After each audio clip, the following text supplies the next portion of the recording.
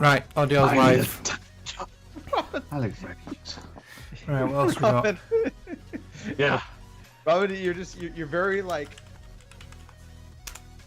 you're ready. I like it. Oh, those guns. You've been hitting it. Oh yeah. Good diet, working out. I had to order new resistance bands go? because I broke ours. Oh frig. What? It's disappeared.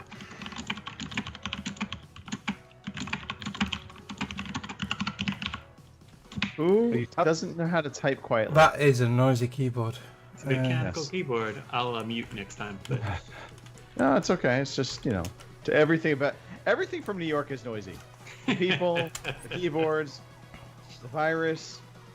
so true. How much time we got? So when I worked in my last company, which was a while ago, we had this guy. He was huge, overweight, had a mail order bride from Russia. He was loud, obnoxious, annoying, and we purchased a soft switch from a company called Huawei. We went to China. That's my new phone. Right? We went to China for 5 weeks for training on their switch, and all these people in China are like, "We love my car. He's so funny. He's very American." I'm like, "No, he's an asshole. He's a New York asshole. He's not American." But that's what they thought. We were all like that. So annoying. Is that how you pronounce it then? Because I thought it was Hawa. We called it Huawei. I don't know what that's what they used to tell us. Call it Hawaii. You got really low, Greg. Yeah, you went quiet again. Because I wasn't talking into my microphone, hopefully. It's actually still low. You were great before. Yeah, you did. Yeah, this I've actually before. lost. I can only see a pixelated Greg. That could be internet use, and the guys, I'll just ask them to limit the bandwidth. Because God, I didn't tonight. What time are we on? I've not done a quiz. That's all right. Is that better? Yeah, I think you're better. Not as good as you were, though, believe it or not. Oh shit! Right, okay. Rust. Oh shit. Yeah, you're good. Rust. Okay. I think it's learning the positioning on this microphone as well. I think that is also part of the issue. As You I actually look into it. you sound good as you move around the mic right now. As I move around the mic, I'm sounding good. That's probably because I'm actually sitting at the right angle to talk into the mic. Before, I think I was angled away from it. I Okay, could be wrong. yeah. I don't know. Well, it's good. Right, All right. I'm not touching anything. I'm ready. All right. Don't touch it. I am ready. Is Robin ready? Into. Or is that piece for Ta? We? C. See? Am I rolling titles? Engage.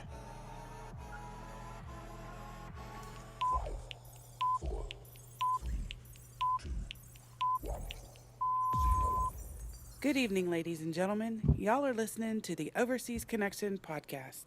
Shut up and sit down. Here we go! Would you kindly? I think we're just getting started. Medic! I'm a witcher. I think this is more than you can handle. He sits on his ass all day. Let's do this. Hey, everybody. Thanks for tuning in to episode 580 of your Overseas Connection podcast. Today is May 24th. Happy Memorial Day to those celebrating Memorial Day weekend in the U.S. It's Sunday, 9 p.m. in the UK, 1 p.m. in the West Coast, 4 p.m. in the East Coast, 3 p.m. Central Time Zone. So if you are hearing this live, that's because we are live. We are here every week, Sundays. So if you want to be part of the conversation, you want to listen in to us live and chat with us as we're podcasting, feel free. Check us out. We're on Twitch. We're on Mixer. We're on YouTube. We have one birthday to celebrate this week. That is Dave Hodgson, turned 73. Amazing. He might have also not turned 73 and slightly younger than that. But either way, Dave, happy birthday. And for you, we have this very special birthday song to play. Happy birthday There you go. Enough of that shit. All right. My name's Greg DeLacy. I'm one of your hosts. We got the birthdays out of the way. We got the Twitch stuff out of the way. I suppose we should introduce the rest of our esteemed panel. Highly intelligent. It's an amazing group of people.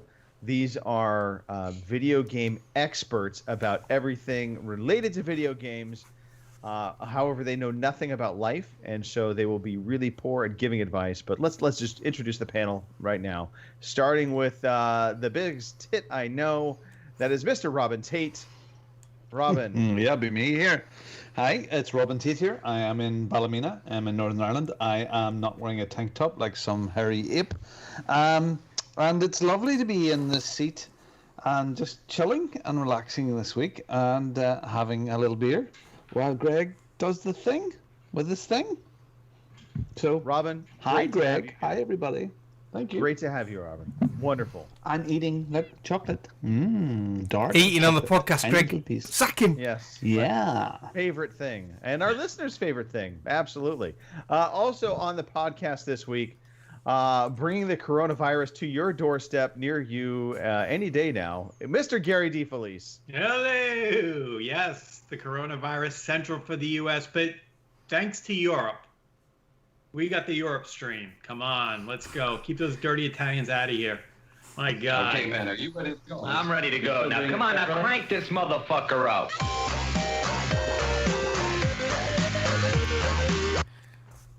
What's that, Mark? That wasn't me. That's Robin. Yeah, I figured that. Yeah. You kept we raising have your hands. dueling soundboards today. I feel like I'm recording with Duke. Accidental.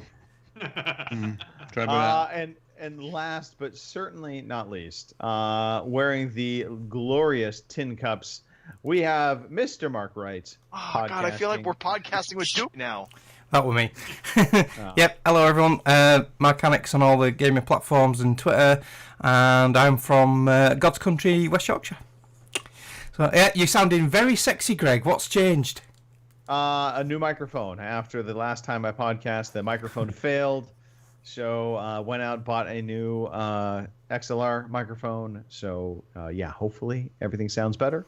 We'll see. We'll see how it goes. You sound even more sexy than before. Sultry, I didn't think that was possible, but yeah, I feel sexy today. I'm freshly waxed, not a hair on my body. So I don't know who Robin was talking about. But yeah, no. So hey, we talk about video games. We talk about life. That is our jam. We're a little bit older, a little bit left of center or right of center, depending upon which side of the aisle you sit. We like life. We like talking about things, and that's what we're going to do today. So we're going to talk about life first. Give me a story time, Mark. Hooray, story time. Hooray, story time. I'm so glad to be with you today.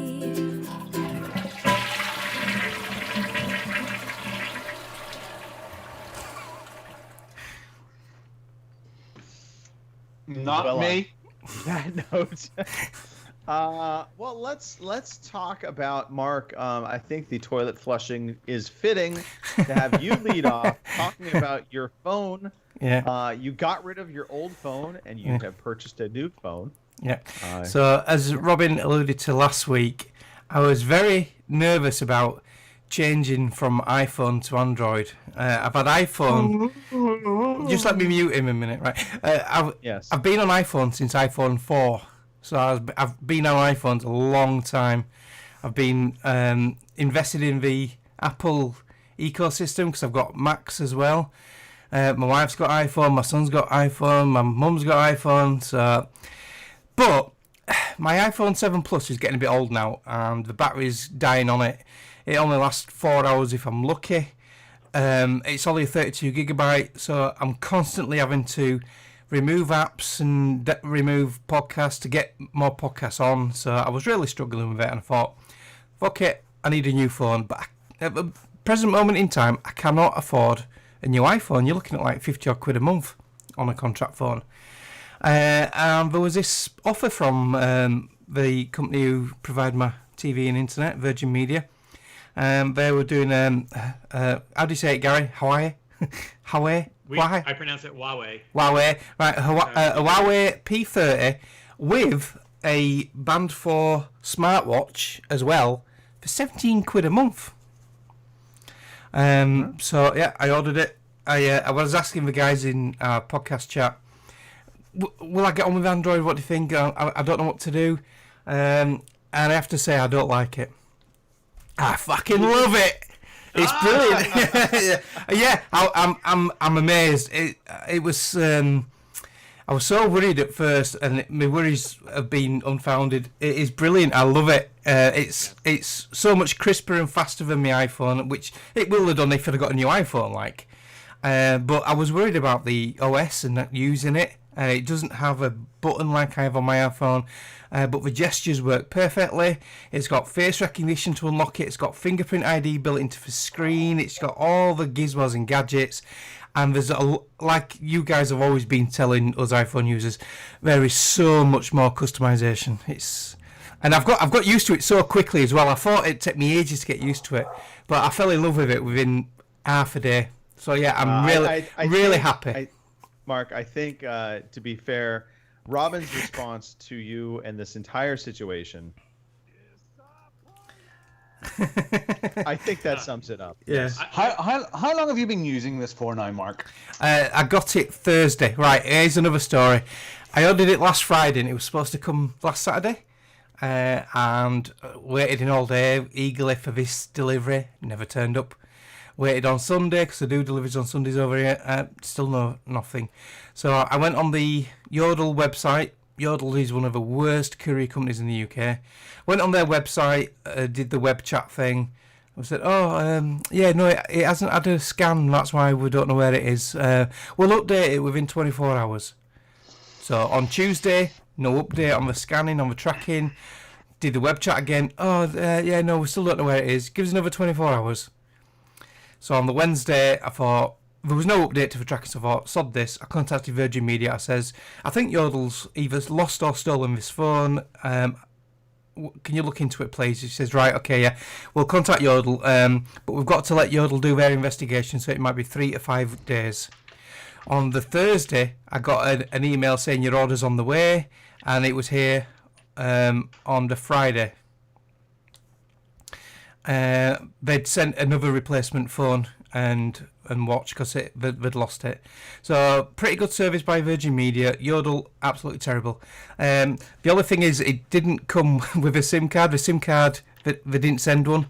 But that's not bothered because I use my SIM card from my existing contracts. I've got unlimited on everything. The SIM card what came with a phone is only like a 1 gigabyte. That's why it's so cheap. So that's just going to sit on a shelf somewhere. But yeah, Yodel, absolutely shocking. Well, welcome to the Android world. Yeah. With the winners. Fired. But you're not alone. Little Lord Ill said he switched over to Android. He would never go back either. Thank you, Scott Stubby. You're the man. I have tried. I'm sorry, Mark. You've used this phone since Thursday. Yeah. As I said to you, you'll learn to hate it. Right. 4 months down the line, you'll start to either 1, 2 things. Be honest and say you want your iPhone back. By the way, the new ones don't have buttons either. I know they don't. I know. And via Face ID, I know. Or 2, you'll start to make excuses for Android. But the notch. Or 3. Look at the size of a notch. It's a tiny notch, unlike iPhone, which is halfway across the screen. It'll be like the rest. And it's got a 40 megapixel camera. It's got one of the best cameras. Anyway. And Robin knows how good it is because his son's Josh has got one. The majority of the world, Robin, the majority of the world does not overpay for their phones, unlike iPhone users. Yeah, it was purely down to cost. I switched, and I don't regret it one bit. Not at this moment, anyway. I will be honest with you, Robin. I will tell you in a few months' time. But the more I use it, the more I know I'm gonna like it. I'm one of those people who I'll try it, and if I don't like it, then I'll hate it.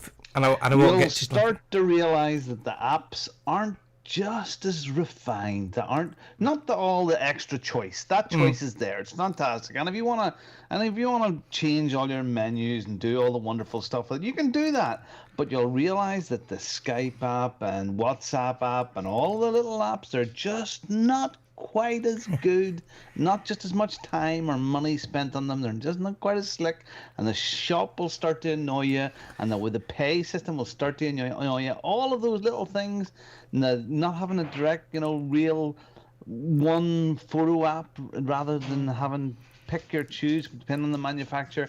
All of those little things will start to irritate the fuck out of you. Really, they won't, and you will be like the rest of the common world then, and you will enjoy it. Common world. Yeah, Mark, I've had unlike Android the iPhone elitists that overpay because they like the name. Don't get me wrong, I don't hate iPhone. I still love iPhone, but I'm happy with Android as well. I'm a fence sitter. I try getting my wife. I try getting my wife to like it. Because I was going to buy her the P30 Lite, because you can buy them SIM free for on eBay for 130 quid. She's not having any of it. She will not switch off iPhone. Actually, my car stereo unit doesn't have Apple Play, but it's got Android CarPlay, so I can use that as well. So double bonus. I use Android Auto. It works great. My wife has an iPhone, but not just as good as the Apple version of it, because I've tried both and it doesn't. It's not just. My stereo doesn't do Apple though. What if your Mine's car an doesn't aftermarket do one. Apple? Is it really better? I don't think so. I think we've also sparked a debate in the chat. By the way, I think there's going to be a fist fight soon. Fanboy phone wars. Honestly, Mark, I really hope you enjoy it. I really hope it is the thing. I get it. The money thing is a big thing. Yeah. Now Judith has a phone. And Judith, well, I didn't have bought her last one. My phone that I have, I change it every 2 years, but my company pays my contract, so I'm out of that financial loop sort of thing. And I think my monthly standard bill is 80 or 90 quid a month. So and then anything extra. Years ago, I used to spend my monthly bill was like £400 or £500 a month. That was just nutty. The calls for business wise that I would make, but I appreciate the Android system. It's taken months of therapy to say that. I appreciate the system, but it's not for me. Yeah, that's fair enough. Okay. Yeah, I was saying with PCs. I'd used Macs for years, and when I bought this PC really cheap when it had that faulty graphics card, it took me a while to get back in PC, but. Again, Windows 10 won me over on the PC side. And that's what got me back into liking Windows. So all the other Windows operating systems just did my head in. But yeah, Windows 10, I love it. Okay. So, I'm easily swayed. I watched a movie. I think you mentioned it last time, Greg, on Netflix, Extraction, with Kim's best boyfriend, Chris Hemsworth, and he's not playing an American in this one. He's a proper. No, he is not. He's a proper. Hey, good day, cunt, Aussie mate. It's really good. Really enjoyed it. A lot of good action in it. Quite brutal, especially with the younger members of the cast. So it's good. Really good. Well worth a watch. Yeah, definitely. Highly recommend Extraction. Yes, it is good. It's a Netflix originals movie, I believe. Yeah. So get out there, watch that. Anything else you want to talk about before we shift gears? No. Got a day off work tomorrow. Bank holiday Monday. It's actually on a Monday this time. So looking forward to an extra day off. Work's still crazy. But yeah, same old shit really. Okay. So that's me. Well, speaking of the same old shit, Gary, you're shelter in place day after day after day. So we're breaking the rules here though. We're starting to get out. We went out for a happy hour Friday night at the beach with a bunch of friends. Nice. It's time. We're ready to go, even though our hiring governor is not with us and telling us to stay home. But we are moving on without him.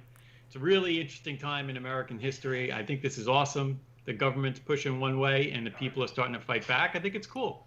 So, I've seen your rebellious tweets and Facebook posts. Yes. Hold on. Let's correct you. The government, you're talking about, the governors are pushing one way. The states are pushing one day. the government is pushing the way about getting things open, but the individual, it's really interesting that the local governors are the ones that are being the tyrants and the dictators and you must stay at home forever. Well, they should be, right? Because each state could be different, so that is the right system. And the government, big government says you do what you need to do now. In California, you can swim in the water. In New York, you can't. What's that all about? Wait, so New York right now, we can go to the beach, but it's only residents. So like New York City folks can't come here. It's crazy. It's really it's. I loved the commentary that I want to say it was the New York mayor. He was saying you don't go on the beach. If you go on the beach, we'll take you out of the water. You can't go in the water. So, but if you do go in the water, you have to wear your mask. And if you're on the beach, you can't bathe. If you go in the water, you have to wear a mask. What's the fucking point in that? If you're on the beach, you can't sunbathe. You can only go into the water and then come directly out of the water. Like, none of this is going to happen. Nobody's going to, It's funny because Long Island opened our beaches. New York City was going to, and then they closed it. So everybody in the city was going to come out to Long Island, and then Long Island said, well, we're only opening it now for our residents of each county. Right. It's such a disaster. It is a mess. When I was a kid, everything was ruled by common sense. And as the years progress, common sense is out the window. Look, the dog agrees with me. The common sense is just out of the window now, and people, they're just that scared of political correctness and policies and procedures. It's just crazy now. It's unbelievable. And they will cancel the people and their careers for the smallest infraction. It's just unbelievable. Yeah. Well, unbelievable. Anyway, yeah. Well, do you know what? It's good that we're talking this way because we're talking this way as we're coming out the other side. So that's good talk. That's different chat that we've had at the beginning of the show. For the last 8 weeks, it's been very, very different talk. Yeah. So, New York's doing good. Yeah. California is we're similar to you, Gary, in that we're probably one of the stricter states for quote unquote lockdown, like at a high level, but interestingly, a lot of the independent counties within California are actually pushing back against the governor of California. Yes, like Musk. I saw Elon Musk say, I'm moving to Texas. Oh, Elon Musk got in a fight with a local official that he wanted to open up the Tesla factory because, Ford and GM had been given the ability to open up. And he's like, hey, I need to open my factory. We've taken all the precautions. And a local city official, I think from San Bernardino County or something like that. Anyway, she was like, she was basically saying, no, you can't open up. And so he called her out on Twitter and basically said, well, maybe I'll just, move to Texas and take my factory with me. And she responded on Twitter, fuck you, Elon Musk. Are you joking? One of our government officials. Absolutely. Yeah. Oh my God. Like, I don't really on social media I don't really get involved with political shit because it just winds me up. But I've seen some people saying on about all these rich billionaires wanting to reopen the factories. Oh yeah, just money grabbing. I don't see it like that. I see it as all their workforce need the fucking money. They need the jobs. People need jobs. Yeah, it's not. Yep. Yeah, fair enough. A man at the top's going to make money, but what about all the workers? What are they supposed to do? What are they supposed to live on? So people spouting off about billionaire. What about the workforce? It's also interesting you guys talking about your lockdown because you're in the American lockdown. Maybe not in New York, but your lockdown, Greg, is very different than us. For example, on Monday and Wednesday of this week, I am on this thing called furlough. Okay, I am still working away at home. I shouldn't be, but I am. Sales guy, have to do it. But on Monday afternoon and on Wednesday afternoon, I went out of the house for the first time in 8 weeks to go to appointments with clients. On Monday and Wednesday. That's the first. So during that whole 8 weeks, the only time I've been out of the house is to go to the grocery store to pick up some bits and pieces, and that's only 2 miles away. I have not left. I've not strayed away anywhere else. And garden centres closed, bars closed, restaurants, everything gone. But you guys were just a bit more lax than us, I think. And Mark would be the same. I mean, if we went out, if we left, or if people came to our house, the police would have been here. Yeah. As I said, the day I went to get the chickens, I did stray. I was a couple of weeks ago. I'm telling you in a lie. Get the chickens. I went through 3 police checkpoints that they were checking where people were going. in a space of 18 miles. So yeah, it's definitely different. Like we were at the beach on Friday night, and we're still considered lockdown. We were a group of probably 12 to 15 couples with kids, and all the kids were hanging out together, and the cops were there, but they didn't do anything. Yeah. Well, no, I'm not good on the cops. Well, you know, if you're a family group or somebody was there with symptoms, okay, this is what Mark's saying. If you have common sense. If somebody was there with symptoms, okay, you can have symptoms and not feel anything, but on the whole, if you're starting to feel sick, you shouldn't be around other people. No, you self-isolate. Yeah, so that's common sense. Yep. Please, we have common sense. Let's not be spoon-fed by everybody. I think the other aspect to this, Robin, it goes along with the common sense aspect to it. And Mark, obviously, this touches home for you. Is if you are at risk, you also have choices, and this is the one thing that I think it's kind of it's one of those narratives that it's touchy to talk about, but people talk about, oh well, you know, you never know if you have the virus or not. Well, I mean, you never know if you're going to get hit by a car. I mean, there are things that are beyond our control, and testing, by the way, is not the answer, because I could be tested yesterday and I could still get the virus today. Yeah, you can get it today, yeah. And nobody's the wiser. Yeah, what we're doing for testing here with our workforce is if you've got symptoms, they'll test you. And if you don't have it, you can go back to work. If you do have it, you've got to stay off 2 weeks. Right, which you know, again, which is makes fair sense. enough. Yeah. And if you are at risk or an at-risk type individual, you know, again, you have choices. Be smart about it. Don't go out into the public if you can avoid it. If you do go out into the public, wear your own mask, you know, sanitize, hand wash your hands constantly. There's ways that you can manage this. And if you are going to a crowded area, well, if you're at risk, don't go to crowded areas. Avoid public, you know, avoid going into that market, have it home delivered, whatever the case may be. I think there are tons of things at our hands at this point to manage this from a responsible situation for your own self. It has been an awful thing. It really absolutely has. And deaths are terrible, and all shapes or form. And I think we have to finish here just to say the media have an awful lot of responsibility about blowing this up and not giving us the full information about who was really at risk here and how many people were recovering, not dying. And there's lots and lots of stuff that they didn't do because they love. Good news doesn't sell stories. Bad news does, and sensational stuff does, and it's terrible. And I think hopefully people are maybe wiser to that now, and then some of the negativity and the politicking, using this as for political maneuvering. It's been awful all around the world, and it's not Donald Trump's fault. It's not Boris Johnson's fault, and it's not the Spanish Prime Minister's fault. It's here, and it's probably China's in there somewhere if they accidentally released this and didn't let Huawei.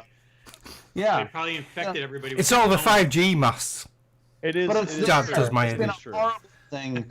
But no one, China aside, no one individual you can point your finger at, and that's that person's fault. Even Cuomo in New York, you know, really responsibility is there.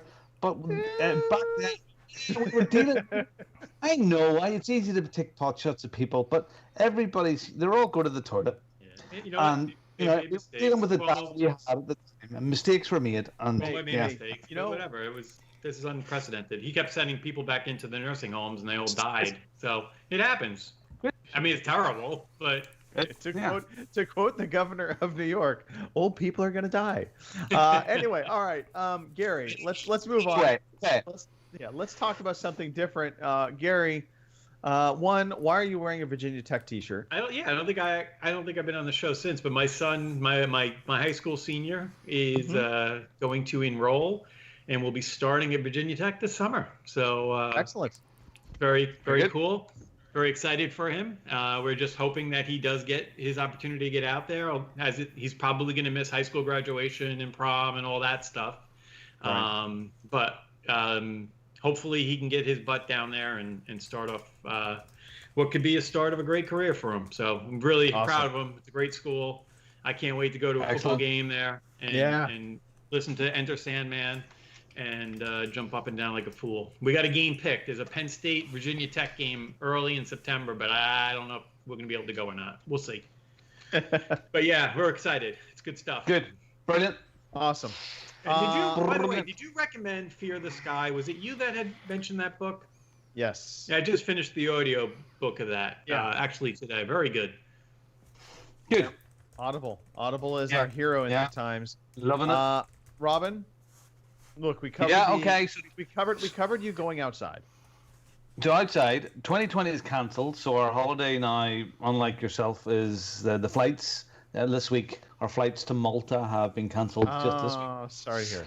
So, because the two beautiful places I had booked, one is like a castle type for 3 nights in one of the main towns in Malta. It had a lovely spiral staircase. It was granite. It was all looking the harbour. It was beautiful. And this other place at the other end of the island. I have spoke to those folk and said, look, we really don't want to cancel, but we'll check these flights. Turns out Airbnb's policy is if you booked your accommodation before the 14th of March, they'll give you a full refund. Yay! Okay, but you had to travel before the end of June, and we're traveling middle of August, so we get a 50% refund, and 50% is exactly what we've paid on our deposit, so we can walk away or change the dates. So we might push this back to next year. Again, 2020 is gone. I mean, last week or the week before last, we were supposed to be in Buckingham Palace to see the Queen. Or she was to see us. One of the ways around. I can't remember which one it is. We were supposed to be in Paris. My son was supposed to go out to Poland for a holiday sort of thing to go as a Christmas present. Cancelled. So the veteran gamers meetup that would have been in Bury, cancelled. So yeah, it's 2020 is just cancelled. Very much cancelled. But anyway, sure, we'll pick it all up. It's been an interesting and growing year for all of us. Right, okay. I have, at the first half of this world disaster, I treated every day like Christmas. And I was drinking like a bottle of Jack every other day, or whatever it is, Morgan spiced, every other day. I was going to say it was Captain Morgan, as I recall. Yeah, Captain. The bin down here was like absolutely full of bottles. It was embarrassing. Eating like a horse, a hog, chocolate, crisps, big. Judith and I are big bags of Doritos every night. It was like Christmas, but it just kept on going. Anyway, I don't know. A month ago, I said, "Look, we got to stop this, Judith." And we're like, "Well, let's be sensible about this." So, been back to my exercise. My cross trainer went outside to the bandstand.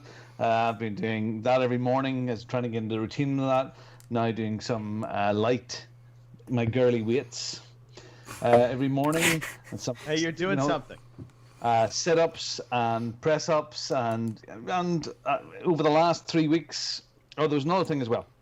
But over the last 3 weeks, 9 pounds are off. My body shape is changing. It feels great. I feel good in myself. There's routine up there.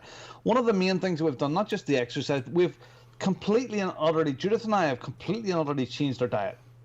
I touched on this last week.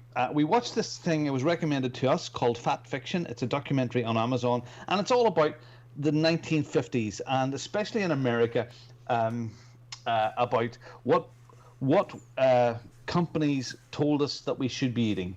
So, and it was this thing about your heart, and we should stay away from fat, and we should not eat fat, and we should eat more carbohydrates, and the whole government little health food triangle was all about carbs and eating carbs and keeping the fat out. So during the 60s and 70s, all of these low fat drinks and all these low fat sweets and Pop-Tarts and all of those convenience highly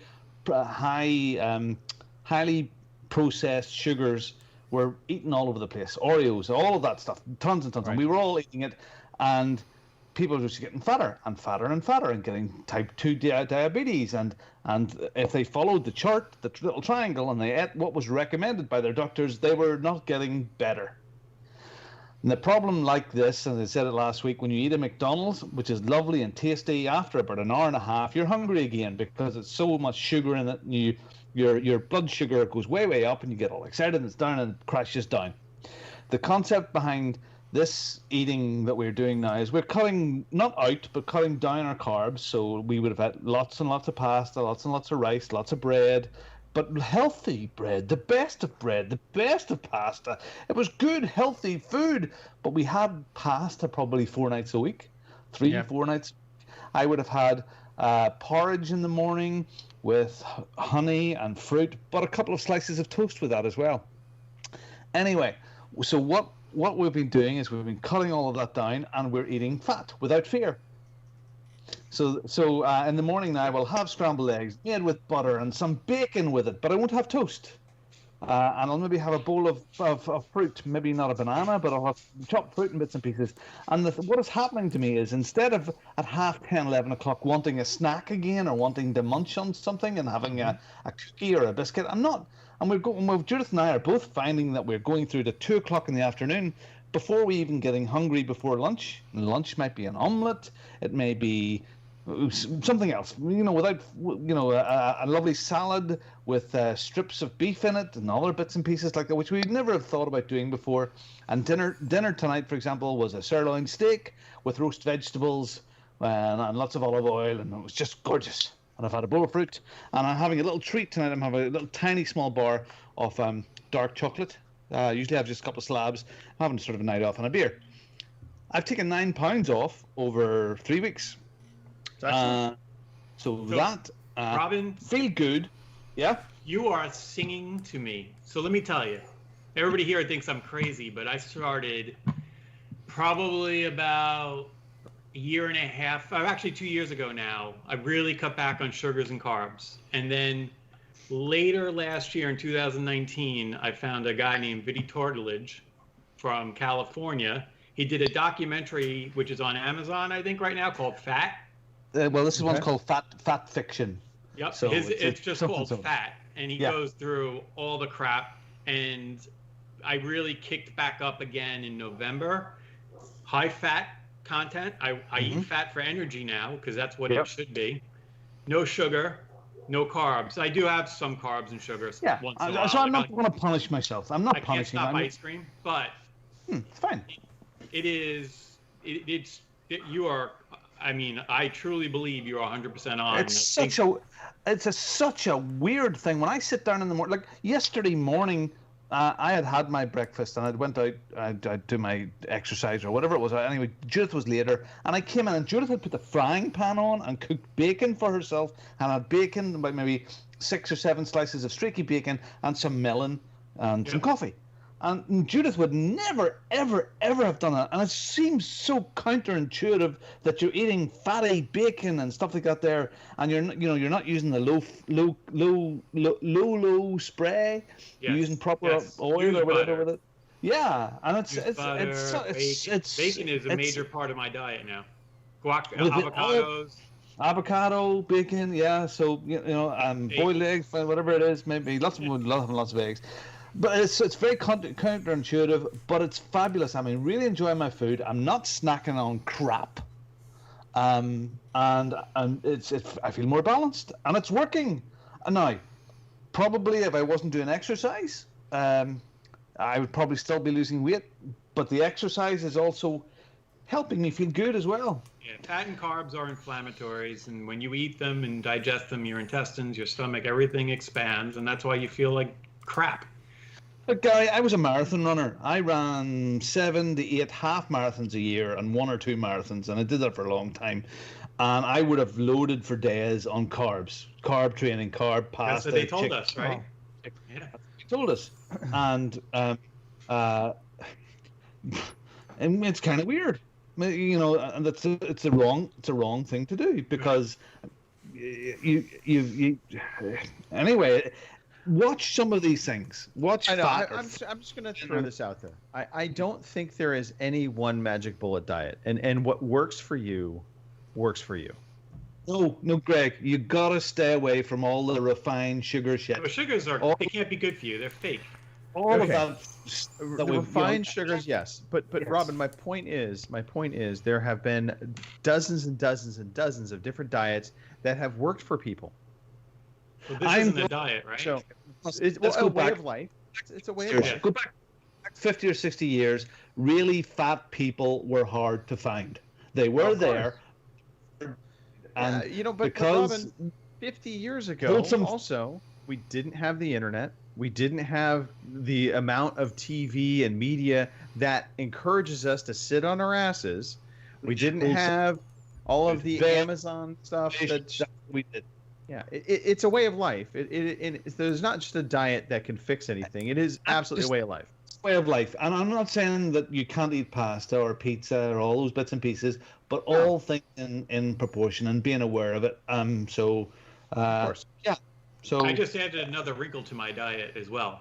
I'm doing intermittent fasting now, so I will only eat for 8 hours of the day. Hey, fun fact. Yes. The word breakfast is actually break fast. You're breaking your fast from the night before. So every day you technically fast. Yeah. I wait until about 10:30 to eat now, and then try to finish eating by 7. Oh, yeah. Okay. Interesting. It's supposed to have good effects for immune system and all sorts of stuff like that. I mean, I feel better just from doing that. So there you go. Okay, something else to throw in there. Or fat or all that stuff there. Very interesting. One side effect, and I've mentioned before, I have had sore feet from my running, and I started to run again. And my left heel today is completely gone. It's like when I wake up in the morning, very hard to walk. And today, usually when you start moving, it starts to recover. I've looked it up, all the different things that can be, but I'm going to go to the doctor and get some proper advice. So, I think I'm going to have, and it's not like me, but I'm going to have to go and do that, because today I'm hobbling like an old man. Now, I am doing 20,000 steps a day or plus, and exercise within that as well.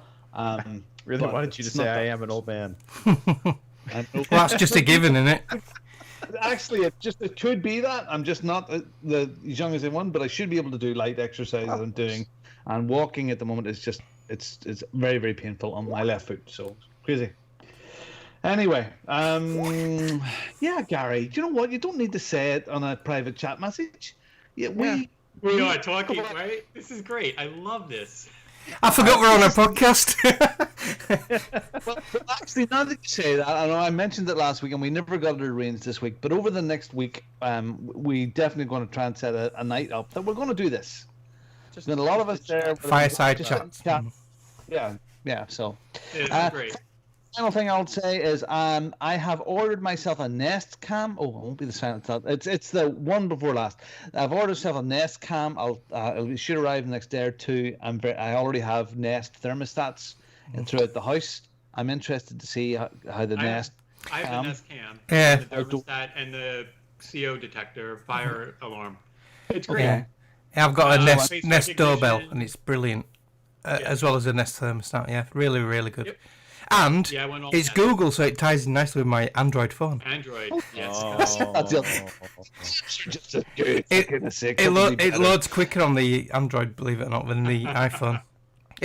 Seriously, it does. I've noticed a massive difference.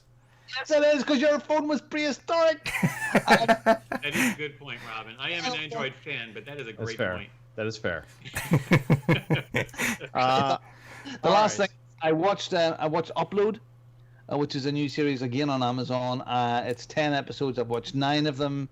The premise is this guy, when you died, or before you died, you could upload your consciousness, and you paid to go to a beautiful place, like a retirement home or a casino where you could live your life. So it's like the afterlife sort of thing. And they scanned your head, and your head got sort of chopped off or whatever. And you could interact with people on the outside, and they could put on a VR suit and come into your world. And this particular guy was a programmer. Looks like he was murdered. It's funny. It's sort of sci-fi, but it's light-hearted nonsense as well. But Upload, give it a watch. There was a Black Mirror episode, similar sort of like premise to that. Yeah, Mirror. It was good, that. Yeah. Mirror. So, that's it. That's all I've been doing. That's it. That's you. Okay, you're done. You sure? Oh my goodness. All right. It's all that meat. It's all that meat. It's all the meat. So I guess it's me. I have not been sheltering in place very well. I went up to see my folks this past weekend to kind of check on them. It's been a while. They both are hitting an 80-year milestone this year for birthdays, which just sucks because we can't properly celebrate their birthdays with them. But that's okay. We had a fun time. Reno, where they live, is starting to open up faster than California. So they actually had restaurants that were opened up. So we actually went to a restaurant and had a sit-down meal. That was an experience. Having everybody, they had every other table was blocked off. The servers were all wearing masks. They bring you everything on a tray that's been sanitized, and you pick stuff up off the tray. So there's not a lot of. It's very funny, Craig. You took a photograph of that restaurant where you said everybody was wearing masks, but the photograph happened to be of a server's ass. I didn't want to say at the time because it might have been inappropriate, but you're talking about this photograph right here, I believe. I don't know if that's going to zoom in or not. I don't know. You've disappeared. All I can see Mark's beautiful. Yeah, it's not really focusing, but that's all right. Yeah, it's not focusing. Anyway, no, it was a rib house, so we had some good Texas barbecue. It was good. Lots of fat, I hope. Absolutely lots of fat and margaritas. So there was that. You can't go wrong with margaritas. Yeah, nothing's wrong with margaritas. Then came back. We did lots of yard work yesterday, so nothing exciting there. I will say though, today, again, not being we're testing the boundaries of shelter in place. So now our restaurants locally are starting to open up. So one of our favorite Mexican cantinas, they had opened up the dining room unbeknownst to us. We were actually going to go there and just get some food for takeout and bring it home for lunch. They said you could sit in the bar if you want, and they had the bar where the bar stools, they took away a whole bunch of them, so there was a couple and then like 6 feet of space, and then a couple and 6 feet of space. So wife and I sat at the bar, had again margaritas, got some food. But on ESPN up on the screen, they had a documentary going, part of their 30 for 30 programs. There's a story out there of a gentleman named Rob Mendez. He is a high school football coach out of Saratoga, California. Coaches the Prospect football team there. I will just say this to anybody. If you feel like your life is hard, if you think you are going through challenges, watch this video. Wow, it's got a cool chair. Yeah, and then I dare you to come back to me and tell me your life is harder than his. This guy was born no arms, no legs. He became the junior varsity football coach for this high school, and successfully, might I add. He is just an inspiration. His family was just an inspiration. I honestly, watching this video, we were tearing up just sitting at the bar watching this. It was just, for obvious reasons for us with our son. Robin, I think you would definitely get some things off of this in terms of things that you go through with Glenn. Yeah. But nurse, I can't feel my legs. That's right. We've amputated your arms. Jeez. Yeah. But no. So I highly recommend. Yeah, go watch that ESPN documentary if you get the chance. It's worth it. And the last thing, and I'll keep this one short, but on my trip to see my folks, I got to take our Telluride out for a long trip. I was kind of curious. I have not had vehicles before that have the road sense technology in them. So, kind of the coming out of a lane. Oh yeah, it pulls you back. It's so annoying. I hate that. Absolutely. I'm with you. When I first tried it in some rental cars, it really threw me off. However, on the long trip, I had the lane sense on. I had also they have the cruise control, but you can set the radar. Distance. The radar. My car has that. Yeah. So you set the distance in front of you, and it will match the speed of the vehicle in front of you. So it literally slows down, and the road sense was good enough that it was holding the curves for me. I literally could have driven the entire way there with no hands. That's freaky for people. Yeah. But I did feel at times, especially maybe on in England or in America when you're doing a lot of motorway or freeway driving. I get that. That might be nice. Yeah. Northern Ireland, where there's a corner every 3 feet. Yeah, that'd be annoying. It'd be totally it's annoying. But I find myself fighting it. Yeah, absolutely. You were trying to overtake something, and it was trying to pull you back in, and that was annoying. It's not meant for little trips. Well, if you use your turn signal, it shuts it off on my vehicle. So if you tell the car you were meaning to go left into the next lane, it won't try and fight you on it. It'll let you go over no problem. Maybe that's the problem. What are those? Yeah, forgot salesmen and not motorways. Yeah, never fucking indicate, do they? All right, that's it. Let's talk video games now. Let's shift gears.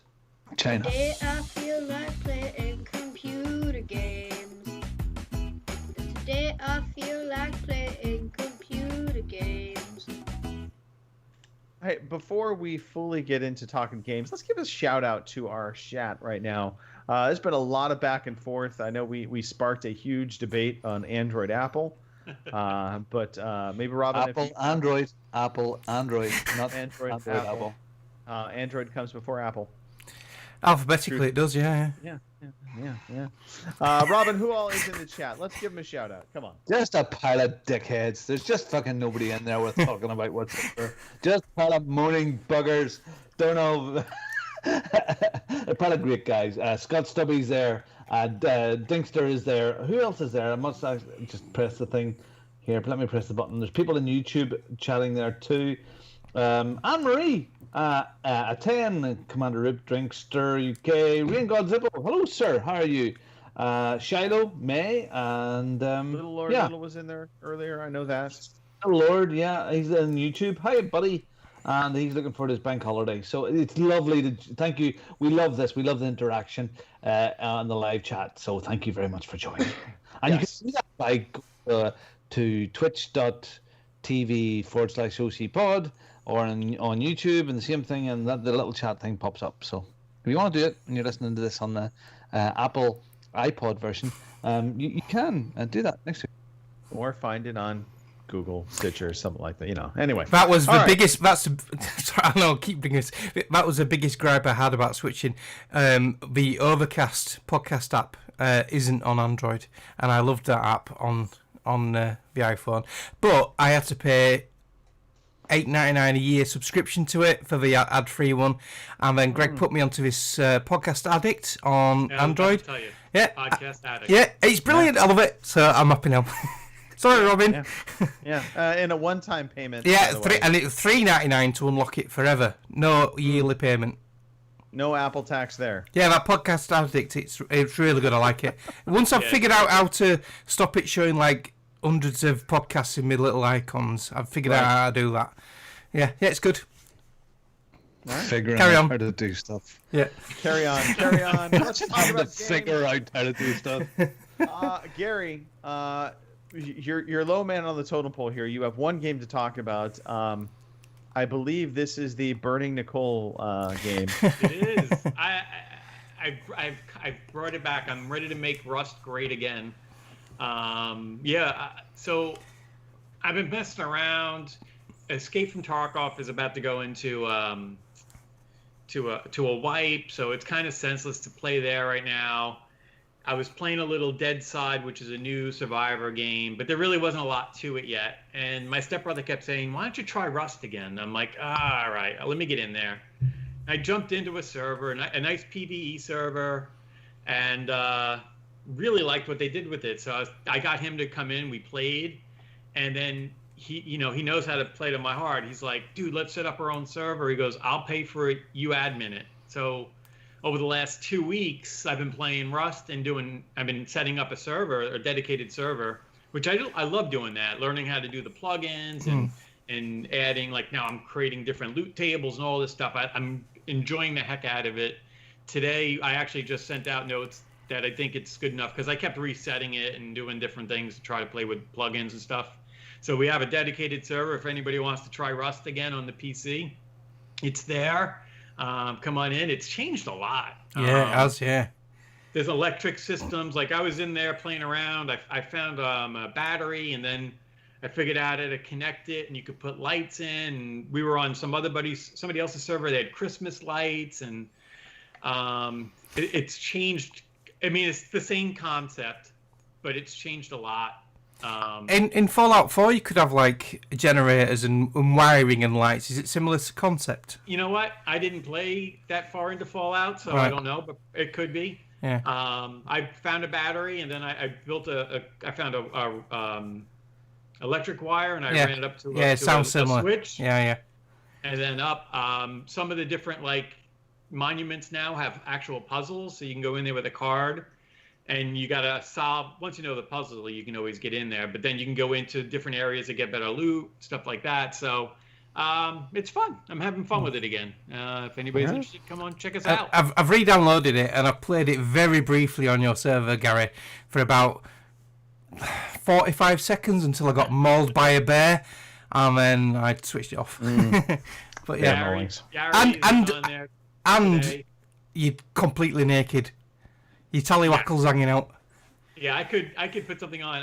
My character is a female black character, and you can never change your character. It's your character for life. It's not like every server you go into, it's different. Whatever character you have, and that goes for size of body parts and everything. It's whatever you got. Why do I get the feeling your character is slightly disproportionate, Gary? No, you don't get to make it. Like, they picked it for you, so. Ah, okay. You know, if it was mine, they've been very large up top. All right, Rust. So, yeah. Make Rust great again, Gary. Thank you for that. Do you want me to put the server thing in the show notes when I upload the podcast, or don't you want? Yeah. Are you sure you want that? Yeah, that's fine. Right, okay, yeah, I'll do that if I remember. I put it up on our Discord. Yeah, that's all right. Yeah. And I threw it up on Facebook today. I've actually started using Discord a lot more recently, and I'll explain why in a bit. I can't wait to hear why. Everybody can go get naked in Rust. All right, we're gonna pass it around. We'll bounce between games. I'm gonna go next just because there's a lot to talk about. I could talk about some billiards type game. I won't do that yet. I want that will be for somebody in particular. I will talk about Warhammer 40,000 Inquisitor first. So I started playing this. It was on Game Pass. I really expected this game to be very much a twin stick shooter. Turns out it's not as much a twin stick shooter as I thought it was going to be.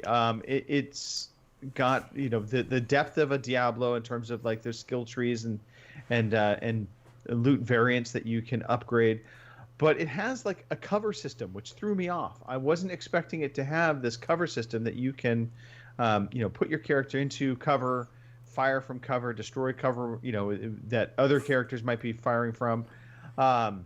So it's kind of this blend, a little bit of twin stick shooter, but then cover shooter. It's a Warhammer game. To me, the story's a bit ridiculous, but that's okay. It looks great. Yeah, it looks good. Yeah. I think one of the things I love about this game is some of the sound effects from when you're firing your different weapons. So it's got just some kind of good heft to the weapons. Banana! And bananas. Yes, it has bananas. And it's on Game Pass, so look. I was just going to say what you're playing it on. Is it Xbox? Yes. Is it on PC as well, or? I don't think it's on the PC Game Pass yet, but I know it is on Xbox. Yeah. Plays decently with the gamepad. Trying to think. You can play it co-op with friends, or you could just play it solo. You can also just open it up and bring in the riffraff, if you will, of the world to play with you if you want. So lots of different ways to play it, but it is a player versus environment type game. You're fending off the different waves of baddies that are coming at you, and you're trying to explore the depths of this ship. At least that's the part of the story I'm in. Is you find this derelict ship, you get on board to it, and then you're just basically taking names and kicking ass. But yeah, Warhammer 40,000. I wasn't sure I was going to like it. I always loved the look of Warhammer, but I have yet to find a Warhammer game that I actually liked playing. this is, I think, the exception. I've been enjoying my time with it. Okay. Well, it's on Game Pass. Love Game Pass. It's close. Yeah. There you go. Robin, let's shift gears to you. Shifting gears. Okay, so I've dabbled with Assetto Corsa in my cockpit, and it's very simmy, very, very simmy. But again, the majority of my time this week has been spent in my cockpit in Project Cars 2. Oh, so good. The steering setup again. It's nothing to look at. It's a wheel. It's a frame. It's a seat, and you have gear stick and stuff. And yeah, but when you're in there, it's so visceral. It's a whole new thing. It's a whole new world. It looks better than Assetto Corsa. Is it a better quality than Assetto Corsa? Oh, Project Cars 2? Yeah, it looks it. Yeah. It looks good. Oh no, I'm not even talking about that. I'm talking about Project Cars 2 is great. It is good. I think it does suffer from. It looks like there's been a lot of money spent and it's a lot of time developing certain cars, and they handle really well and feel really good. And then some of the cars just are undrivable. Is that kind of the Gran Turismo, if you will? Maybe. Yeah, So, we've got premium cars. Are you Yeah. on the Xbox or the PC, Robin? I have it on both, but I am because I couldn't get the 3 screens working with the PC yet.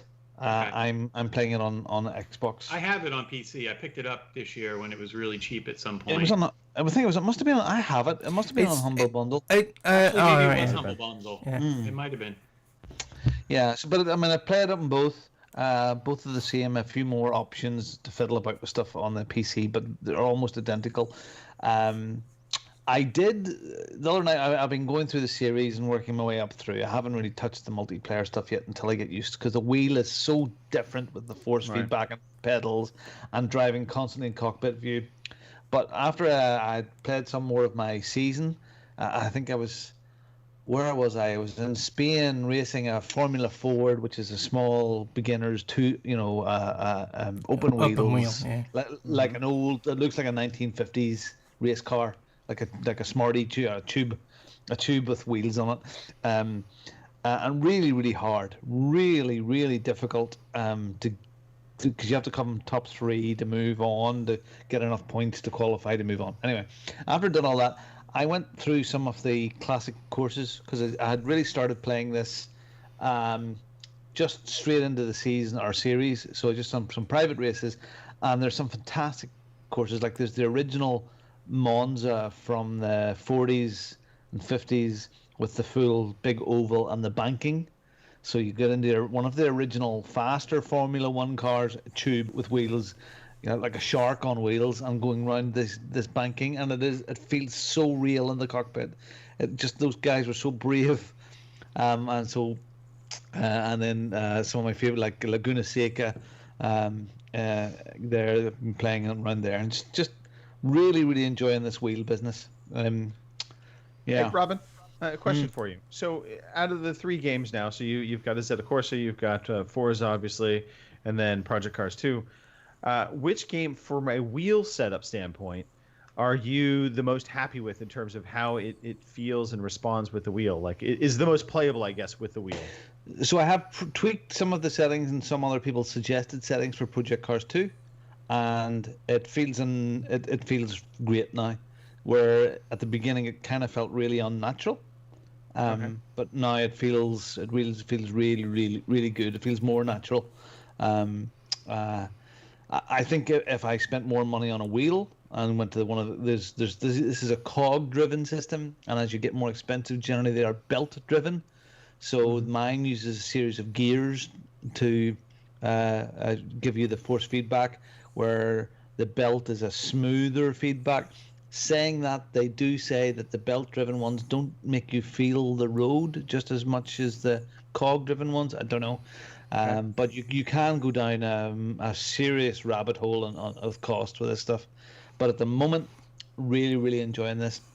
And it's really opened up driving games again for me. It's cool. Very, very good. So, but it sounds like Project Cars 2 for you that's the game for the at wheel? the moment, yeah. Assetto Corsa, again, there's Assetto Corsa 2, which is not available on console, I don't believe. Assetto Corsa was the full big package was like £5 or $5.99 on the Xbox sale at the moment. And I thought, well, I'll give that a whiz too. And it's as deep as Project Cars 2, but I think they're in the community. They're both quite well respected. And I think as far as even Forza is concerned, like Forza Racing, Forza, it's good. I can't wait for the new one. But they seem to be more focused at really getting that sim feeling, right? Like the realism. Even with the Forza Racing, the more serious one, I don't think it's as maybe as serious as this. Okay. All right. There we go. Phil? Yeah. Shifting gears once again, Mark. So staying with a racing theme, I've been playing a game on my new phone, and it is a Forza game. And fucking phone tonight, Jesus fucking Christ. Kim mentioned it last week. I actually did play it on my iPhone as well, and it's no different, so don't worry about it, Robin. Forza Street. It's a very rudimentary gameplay-wise game, but it looks pretty good, and it's a bit of a time killer when you sat on the toilet. You just got two functions, which is press for gas. So when you set off, you can get the throttle in the best optimum position, which is on screen now. If you get it in the green, you start with a full boost, and you basically hold your thumb on the accelerator pedal, and when you get to a corner, you've got the red line with two yellow bits, one at each end. In the yellow bit, you have to let off, and then go around the corner, and after the red bit, when you get in the yellow again, press it on again to get good gas, and that is it. The only other function is on your left thumb, you've got a boost when that's filled up. And it's that simple, but there's loads of cars to unlock. You can tune them. It's got the obvious, because it's free to play, it's got the obvious spending real money to buy in-game currency to buy upgrades and stuff, but you get plenty anyway. I've not spent a penny on it, and I've had loads of upgrades. I've got loads of cars already. It's quite fun. It looks pretty good for a phone game. Good little time killer. Yeah, I think time killer is the right way to emphasize it. It's a game that you're not going to get, I think, super involved with this. Yeah. Although there are upgrades on the cars, I have not figured out how to do that yet. But apparently there are ways you can kind of tune the cars just like you would in a normal Forza game. So there is supposedly that, but I mean, for the most part, it's a tapper. You're tapping. And if you have, like, you're waiting at the doctor's office, getting your foot checked because you're getting old, maybe you just fire up Forza Street. And it's got some branching paths, so depending on what class of car you pick, you can, but to do like one episode, you can take different routes. You can go muscle car, you can go street, you can go full race, you can go hyper. So there's a lot of variety as well. So yeah, cool little fun game. I don't really play much phone games either, so yeah, for me to play this, it's I was playing it last night when the wife was watching some shit on TV. Well, there you go. You could also play xCloud, Mark. Well, I've just added that now. I forgot about that. So, because I'm now on Android, on the iPhone, the Xbox xCloud game streaming service only had Master Chief Collection, but now I've got a plethora. I've said that wrong. You've got a lot of different games to play, and also you've got the option to game stream from your console, which I did today. Now Robin's yawning. The game streaming part of it, I tried playing Forza Horizon 4, and I couldn't play it because there was too much input lag. I found it too hard to. I'd press left or right, and then it'd take too long to turn, and I found it too hard to control. I don't think the Wi-Fi built into the consoles for that direct Wi-Fi connection actually is good enough for the console streaming. Personally, I've also found it a bit laggy. Yeah, but I did try the console streaming, so that runs over your own personal Wi-Fi network from your console to your phone. And I didn't play a lot of it, but I played Untitled Goose Game. I've got a Bluetooth Xbox controller, what I got with my Xbox One X. So I paired that with my phone, and I played Untitled Goose Game, and it was flawless. It looked really good. You press the guide button, you got all the options. It was just like playing your Xbox on your little screen, and it worked perfectly. No input lag or anything. So very impressed with that. So it'd be interesting to see will I better do that away from my home network over the internet, or is it only on a closed network? I think for the console streaming, it's going to only be local. That's a shame. I could be wrong. Yeah. I haven't tested that out. I've only done I've done the normal streaming when away from the home, and then console streaming only when I was in home network. Yeah, but yeah, very impressed with the in sort of like house game streaming.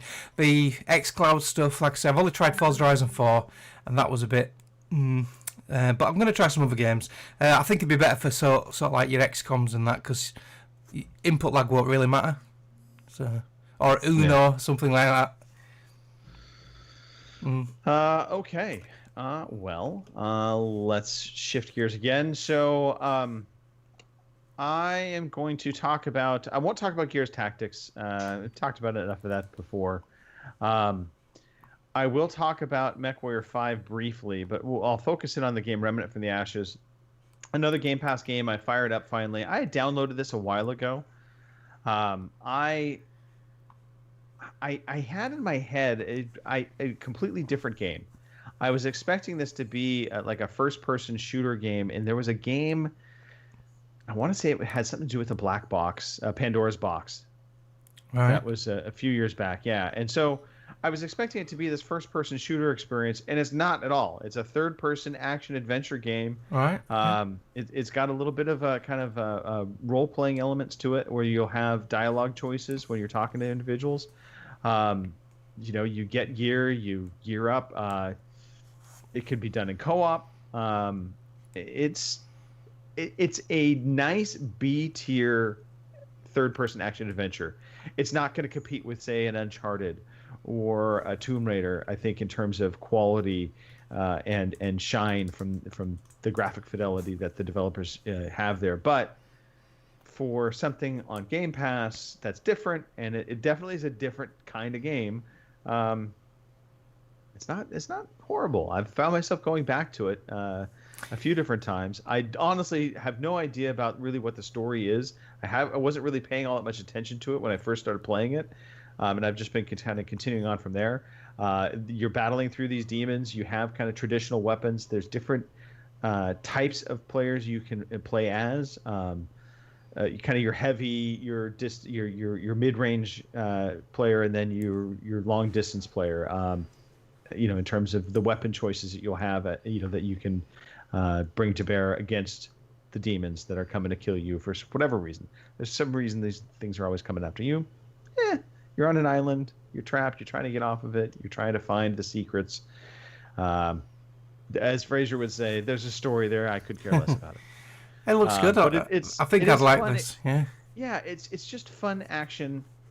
Strange Brigade. That's the game that this kind of reminds me of. That was I was trying to think of that while I was describing it. Strange Brigade definitely has some of that vibe, but it's not where Strange Brigade you kind of got loaded into a level and you had to defeat the level.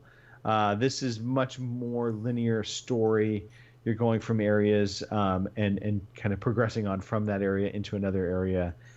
So it doesn't feel like you're just loading up a level, if that makes sense. But yeah, so Remnant from the Ashes, it's free. It's on Game Pass.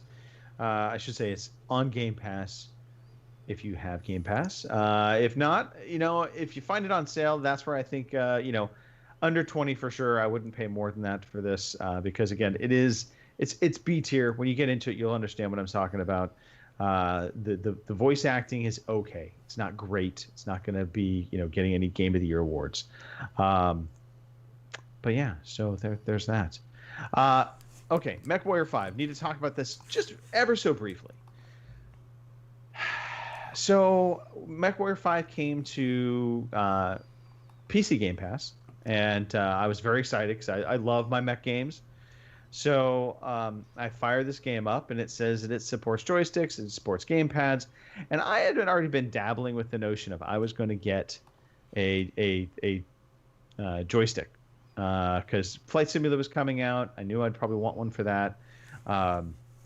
This game was there. There was also Elite Dangerous, and you've been singing the praises of your Thrustmaster, Mark, for Elite Dangerous. So I'm like, all right, I'll get this. So, I got my Thrustmaster, and I fire up MechWarrior 5, and nothing. It's not working. It says it supports joysticks, nothing. So I'm like, what the hell? So I'm like, making sure that my Thrustmaster is set for PC, which it was. So I started doing a little digging. Oh, now this developer doesn't support every joystick out there. And apparently they only did a couple of the top tier joysticks. And then after that, it's all, if you want to get your joystick to work with it, you have to go into the mapping file and change the mapping file around and update it. And none of this is done automatically. And fucking PC gaming sucks because of this. That's my point. This fucking drives me nuts.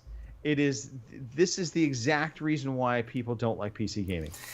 Did you hear dig files and try and change things out? It should be a no-brainer. And this joystick works on console, no-brainer. Doesn't have any files to upload. I don't have to manipulate anything. Did you hear the latest episode of the Seal podcast, Fraser's podcast? No. One of the guys was having graphics card issues and that, and Fraser just turned around and says, Greg DeLacy would love this. Yes. Again, you hear all these people, oh, PC's so much different. It's so much better now. Everything's so automatic.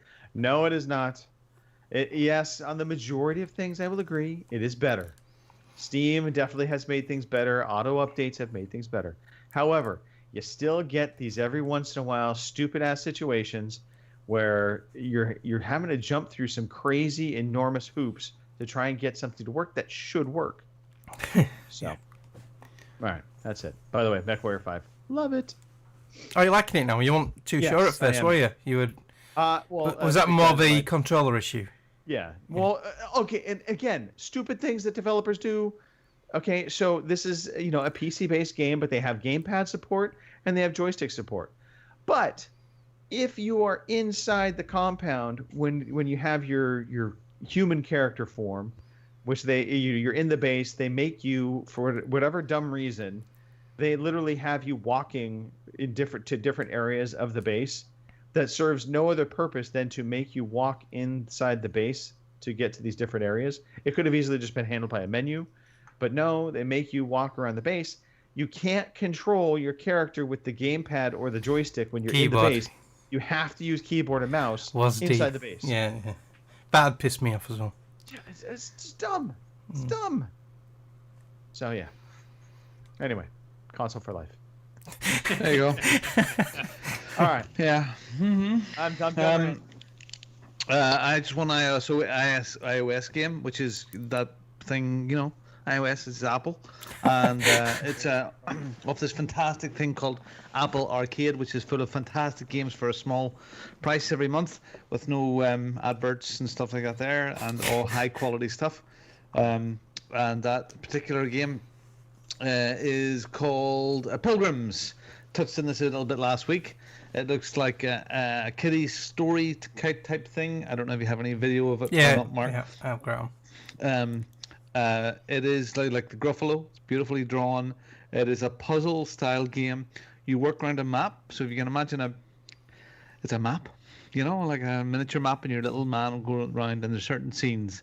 So you'll have a guy to get past who has a blunderbuss shotgun, and they don't talk. They talk in blah, blah, blah, blah language. They don't talk in So this particular guy, he's looking for some cooked potatoes as payment to get past. Yep, to get past this piece. So you have to go and work out. Well, where do I get the potatoes? Okay, well up there you discover, and you can dig potatoes with that, but you need a shovel. And you have to find a shovel from somewhere else. So someone else will want you to do a favor to get that, and then you'll need a pot, and then you can find the pot, and then you'll need water from the pot, and you have to work out all these little puzzle pieces to recover. It's but you do it in like card form, so you collect the pot, and you collect the potatoes, and you collect an acorn to shoot in this blunderbuss, different bits and pieces, and they all come in like cards, and then you throw the cards up and they go. You try different things, and with some hilarious outcomes. So one of the cards is a little old angry little lady. No offense, ladies, a little angry lady, and she'll beat people around with her brush, her dustpan brush. Again, no stereotypes here, but yeah, it's fun. It's a beautifully drawn little pad. I don't know how long it is. I've played it for quite a bit. It was frustrating at the beginning, but now I've got the systems. It's very, very good. So Pilgrims. Hey, Robin, I do have a question completely unrelated to this, but you talking about Apple games made me think about this. Yes. I recall a week or two back, you were talking about Stadia, and your Wi-Fi connection no longer, it just is not good enough to play Stadia. It's all right. Yeah, I can play it, but any action game is just shit. And even tonight, I'm texting the guy saying we have certain bandwidth here, but I know right now, like Joshua and Charlie both have 3 screens in the room. Charlie will have a chat screen up. He'll be playing a game. He'll be chatting to his mates, and they'll probably be watching some YouTube video in the corner. Right. And so will be the same. He'll be chatting to 6 mates. He'll maybe be doing some mixing and having something else up on the screen and watching a movie all together. So, there comes a point where if the traffic isn't there on my network, I can use Stadia okay. But when that sort of load, not so much. My real question actually was, are you still paying for it? Yeah, of course. That reminds me, I tried Stadia this week on my PC through the Chrome browser, because I thought I'd try PUBG, because I heard someone else, another podcast talking about it. I think it was Seal Podcast. They were on about it and saying that there's loads of bots in there and they've got loads of kills and it felt really good. Well, I fired it up. I'm on Virgin Fibre, so I've got 500 meg down, 40 meg up, so I should have no problem using Stadia.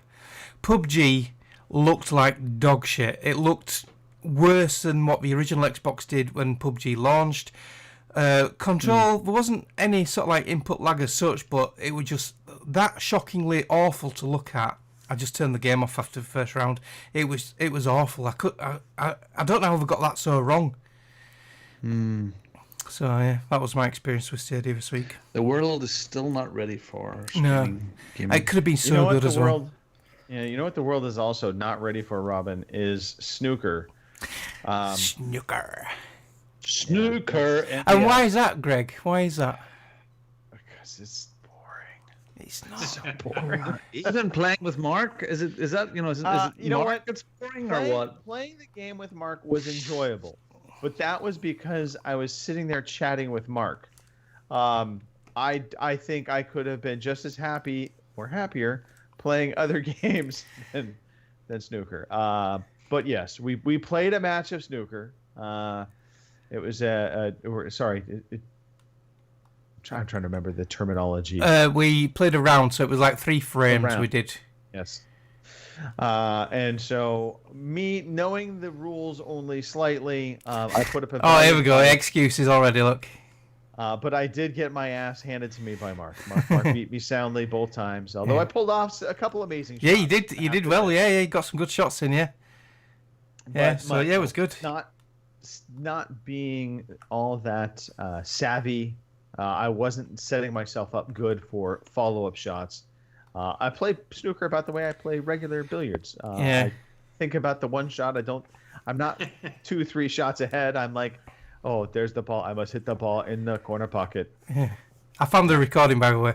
It's on stream now. So, I had the opposite problem. I was that much invested in making sure I got position on the next shot. I kept putting too much effort into that, and I'd miss a pot as well.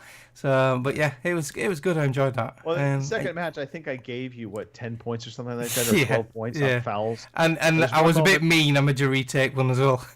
Yeah, you fag. Anyway, it was fun though. It was good, good fun. Good fun because we were playing with friends. Yeah.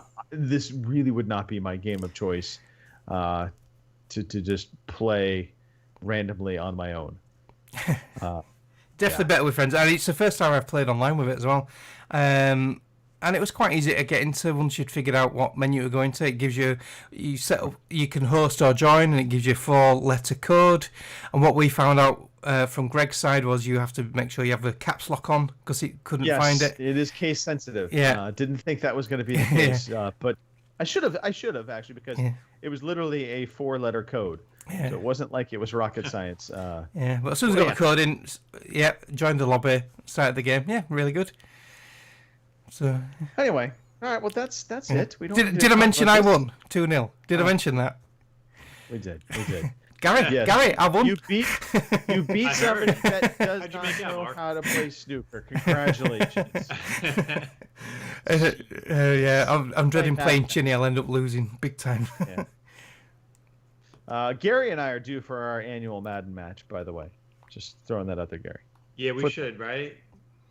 They're doing it on TV on ESPN. I mean, we should be doing that. I'm sure. Yep. I know the boys have all the Maddens, so it's easy. They play a lot of that NBA stuff when they do sports. Believe it or not.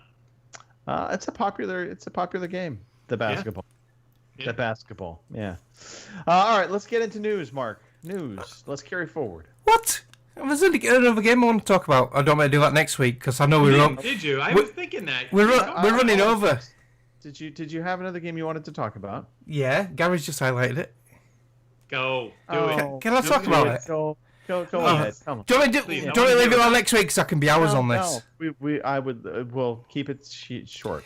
Please. Right, I'll go into more detail next week, but I have gone into what Robin calls a rabbit hole. I have got a new addiction. Elite has taken a back seat, and my new addiction is GTA 5. But not your normal GTA 5. This is GTA 5 RP roleplay. So these are modified game servers. You download a game mod called 5M, and it's okay to use it with Rockstar. I don't mind you using it because it doesn't affect normal online play, so there's no advantage or anything. And I've joined a roleplay server. I applied, I got whitelisted, and I'm in this server now. And it's like a full-time job again. It's like I did with Destiny all the way back then. I'd come home on a night and I'll do some work to get some money and stuff. You're like a bitch? You can play as a criminal. This isn't my footage, by the way. I'm going to have to start streaming this. Yes, I want you to. Yeah, I'm going to start streaming it. Now I've got to establish I know what I'm doing. I'm not going to look a fool. I'll start streaming. But yeah, you can play as a normal civilian, be a good boy and work like I'm doing at the moment. You can be a criminal. You can apply and be a cop. You can be medic. You can be a mechanic. And I've applied for mechanic's job and I've not heard back yet. And I've created a second character, what's going to be my criminal character, and he's an old guy called Walter Gray. You get it? Walter White? Walter Gray? No. Yeah. No. So, and my main character is called Ed, and his surname is Gasket, because he's going to be a mechanic, Ed Gasket. Did you get your driver's license? Yes, I had to go to... Well, when you first go in the world, you have nothing. We give you a bit of money to start with. So I went to a motel office. I got a free motel room until I get my own house. You have to go get your driving license. You have to pass a theory test. Then you have to pass a practical driving test. You have to do it again with motorbike and van and truck and stuff. When the police pull you over, all the police are played by real players. And when they pull you over, if you run a red light, they will give you points on your license. They will give you a fine. And if you do something really naughty, they put you in jail. And there is a jail in GTA 5's map, Bolingbroke. And these modified servers, they act as a real jail. You end up getting put in jail and you have to serve time. So if you get 30 months, it's 30 minutes. A month is a minute in the jail. I've been watching loads of streams and that's what's got me into it. And also, again... Seal podcast. This is all your fault. Sean, Scottish Sean. He hasn't been on for a while, but he's been talking about this, and I didn't think it was for me, but I kept sort of like getting that little dangle of the bait, and I've bitten. And I fucking love it. I'm hooked. I am looking up different things on it, what to do, and I was very shy and nervous at first, but now I'm talking to people. I've met some friends. It's just a different world. Sean's actually took a break from it because it was taking over his life. And I think I'm going to get to that point. But yeah, I'm in love with it. It's so good, so much fun. when you told me what server you went on, I went and watched some bloke that is a cop. Yeah. And streams on that from that server, and He I streams watched every night. people over and ask for their driver's license. Yeah. And it's British. It's British themed as well. So they do all the British road traffic acts and everything. There's a guy called Matt Paladin. Is that who you watched? He streams I don't remember. he streams every night, and he got me He's into an it. older guy. Yeah. Matt Paladin. Yeah, great. It's really good. I'm absolutely hooked.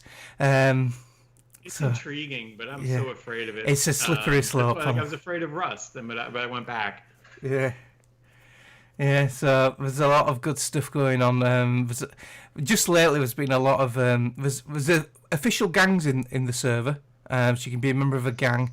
There's been a lot of bank robberies lately, and the gangs are all normally they're against each other and they're killing each other, but they seem to be working as a bit of a team at the moment, and they'll rob all the different banks at the same time. The cops are absolutely fucked. So, but yeah, there's career progressions in the police as well. You can be traffic officer, you can be a firearms officer, you can be a Blaine County sheriff. It's it's slippery slope. I'm going to end up losing my life to this, I think. So yeah, I'm going to start streaming soon. So watch out for that. I'll do it on my Mechanics channel, but I'll host it on the podcast channel as well. Yeah, have you interacted with other people in the town, like talk Yeah. to people Yeah. while you're walking down the street? Yeah, well, the first person I have interacted with it was just weird. I was doing my job. I do a gardening job, so you go pick up a vehicle, and you go to different places. You do your gardening, and you get paid $390 per job. So it's quite good pay. You can earn $5,000 an hour. And I was at these traffic lights, stopping like a good boy. 'Cause that is so weird to get used to. Stopping for traffic lights in GTA. Yes, in GTA. Yeah. Yeah, but there's that many cops on, you have to do. And this guy just jumps in my van. And I went, what were you doing? I went, oh, sorry, mate, I thought you were, they call them locals, NPCs are locals. So I thought you were a local. I just wanted to lift up to Legion, which is like the main square in the town.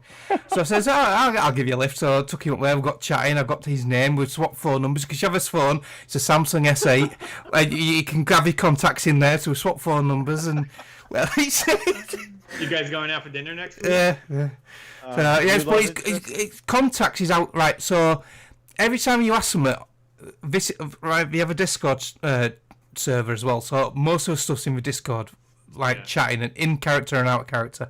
And every time you ask a question, nearly 9 times out of 10 they all say RP to find out. So in other words, you got to roleplay it to find out. So yeah, you got to make friends to make contacts, because you can sell drugs on street corners, but to get the drugs you have to buy them from the gangs. There's only the gangs who can manufacture the drugs out of materials. So it's just there's so much to do.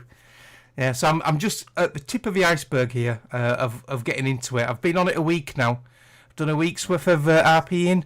I'm loving it, and I'll start streaming it soon, and I'll update you all very soon. Epic Store thanks you for your getting it free from them. Sorry. Well, I've owned GTA 5 a long time on PC now, as well as Xbox and PS4. But yeah, like you said, recently, last week, Epic Games gave away GTA 5, and it killed a lot of servers. It affected ours a bit as well. Well, not too bad, because ours is whitelisted, so we had a lot of applicants. But I know the main GTA Online crashed. An Epic Store crashed. Mm-hmm. You couldn't get on Epic Store for ages. You can't.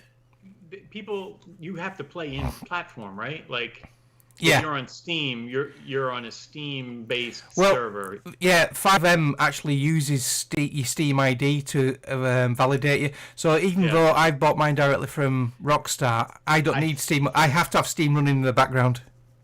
Okay, we're getting into the weeds a little bit. Yeah. Sorry, I said I can go on forever. Yeah. You're enjoying the game. Yeah, I'm loving it. I'm itching to get on it right now. I've not been on it today, and I need my GTA RP fix. I've been on it every single day and night. Don't care at this point. I do. I love it. It's brilliant. So you're not joining me then, Greg? I am not joining you for GTA 5. No. Gary might. I'll go on Rust if he goes on mine. Oh my God! Enough! Let's move forward. We are done talking games. Do we have a quiz, Mark? No, I've been too busy on GTA RP. Sorry. No, but also, I don't know. I need some ideas. I want to do a new quiz format. I don't want to do just bland and boring. So if anyone's got any ideas, Twitter me at Marcanix or email me mark@marcanix.com or the podcast Twitter or whatever. Just give me some ideas and some formats, and I'll set up a new quiz for next week.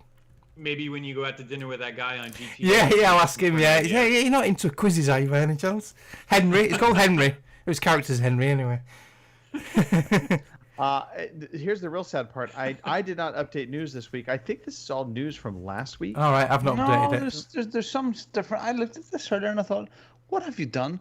We didn't talk about Sony PlayStation numbers last week, did we? Oh. Well, then we should talk about it this week. Well, all right, we'll do a jingle then. Because I added stuff into this as well, so... Let's do a jingle then. Hit that button. Here is the fucking news.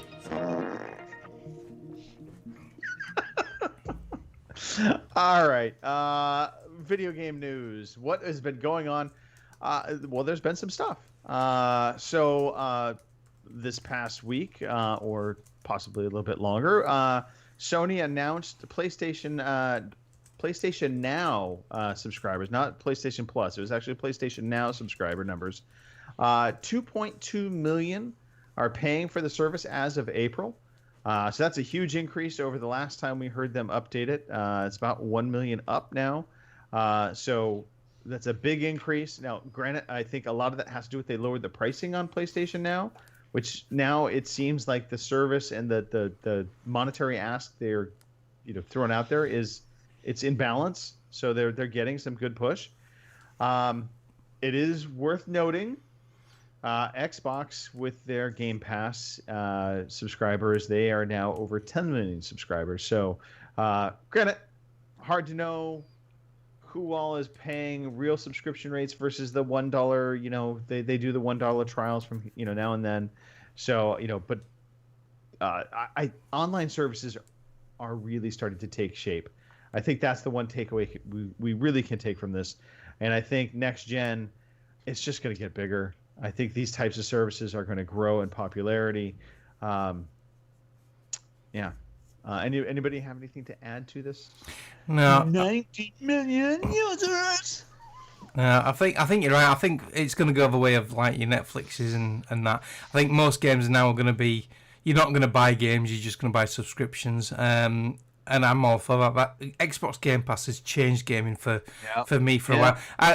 We hardly buy games anymore, do we, Greg? It's superb. Like on Tuesday, one of the most anticipated games for a while, Minecraft Dungeons, is coming out, and it's on Game Pass, pre-downloaded, all ready to go. Not cost me an extra penny. I've paid £1 for my Ultimate back end of whenever it was.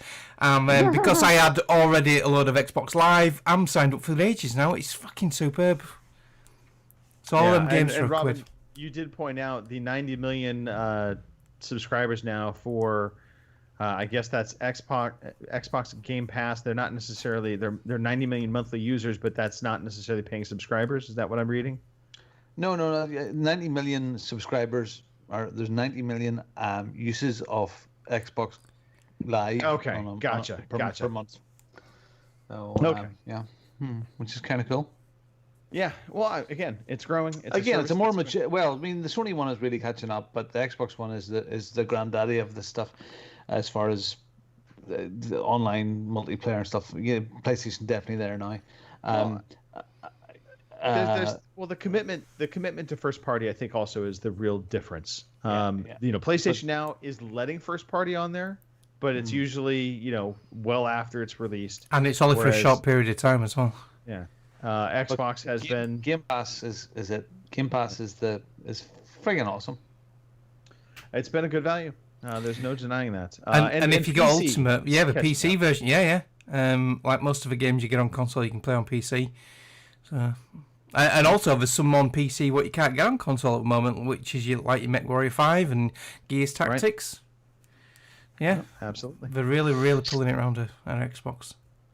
So, Mark, you mentioned the Seal podcast earlier, talking about PUBG and bots. Yeah. So that was one of the news stories we wanted to talk about, was that PUBG added bots to the PC matches. Oh, right, because it was mainly consoles. It wasn't PC, was it? Yeah. So they just did that. Supposedly, let's see, they say we're seeing often many new players are being eliminated early with no kills and often with no damage dealt. So they've been telling, players have been wanting to kind of widen that skill gap, if you will, and allow it to be a little more user friendly for newer players. So bots were released into test servers last week. Bots will only appear in normal games and will crop up more infrequently as player skill increases.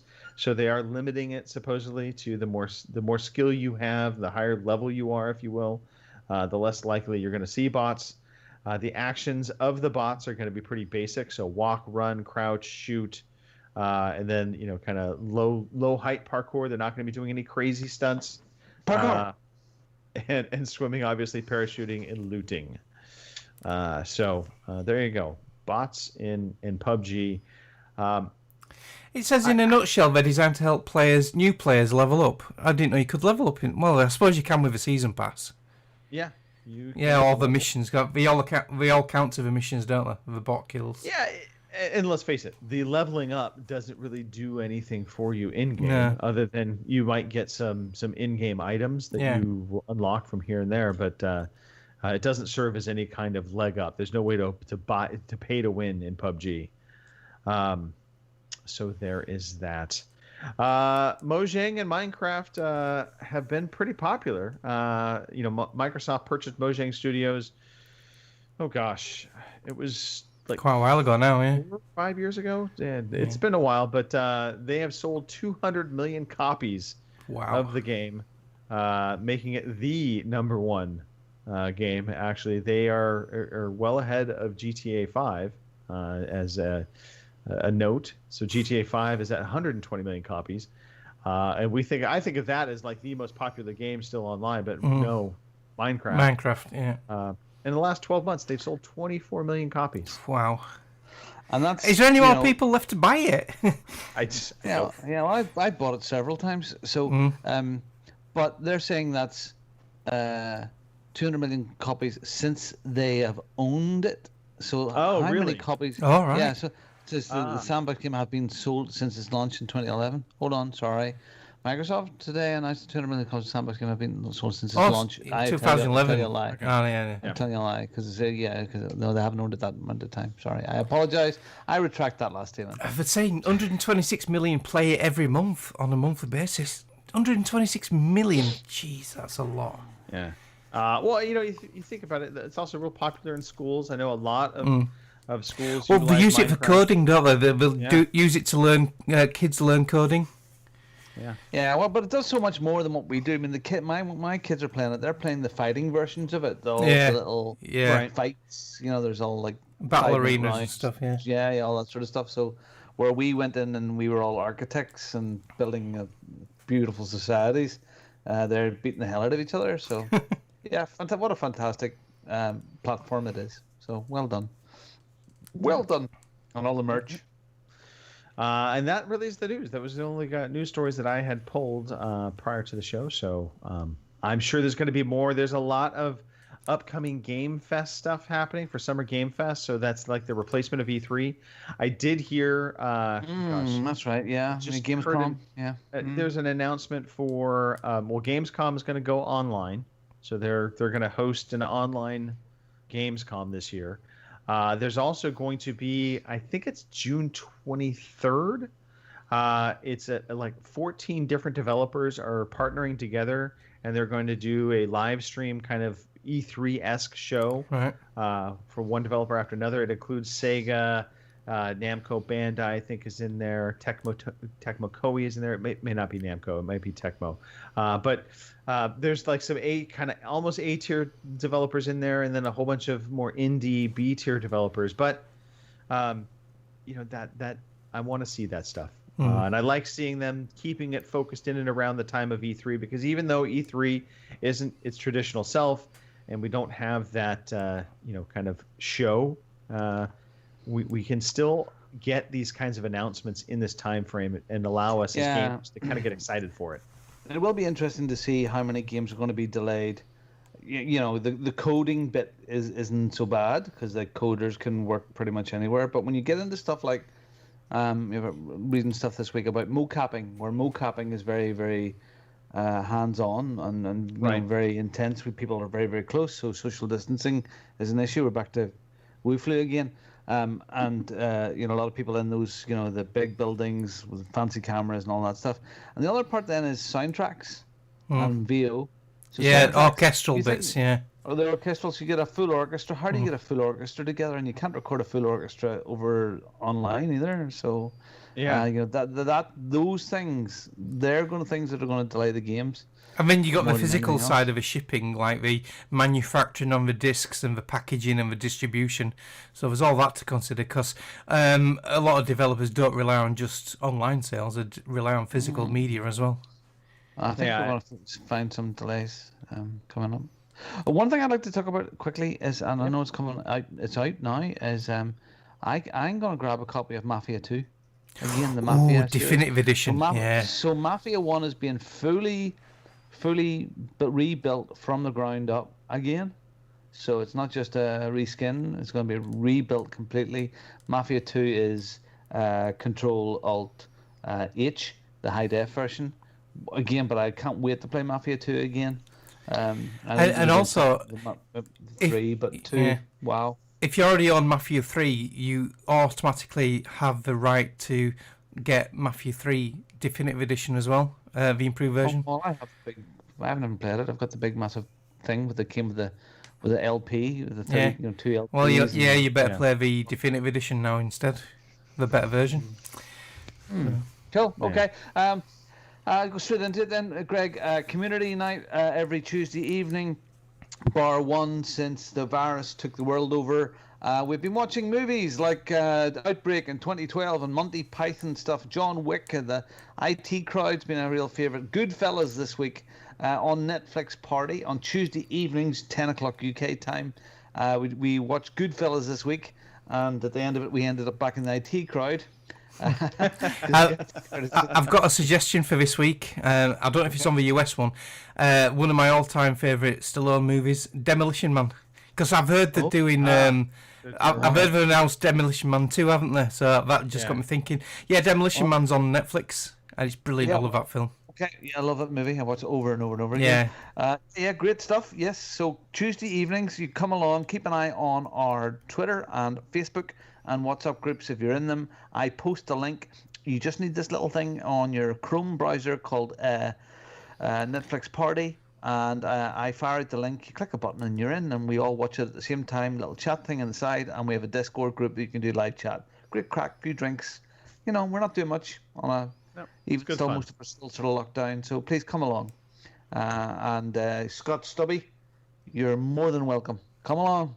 Absolutely, absolutely. No, it's low key, good fun, just hanging out, having a drink, and watching a movie.